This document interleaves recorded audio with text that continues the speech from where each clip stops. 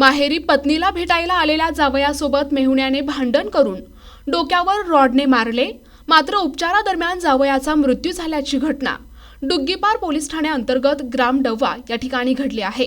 मृताचे नाव गिरधारी भैयालाल कोटांगले असे आहे। गिरधारी कोटांगले याची पत्नी मागील 2 वर्षांपासून ग्राम डव्वा या ठिकाणी आपल्या माहेरी राहत आहे। गिरधारी शनिवारी सायंकाळी आपल्या पत्नीस भेटण्यासाठी डव्वा या ठिकाणी तिच्या घरी गेला असता आरोपी सासरा ओमप्रकाश राऊत आणि मेहुणा उमेश ओमप्रकाश राऊत यांनी मुलीला भेटण्यासाठी का आला असे विचारत भांडण केले। मेहुणा उमेशने लोखंडी रॉडने गिरधारीच्या डोक्यावर रॉड मारून त्याला जखमी केले।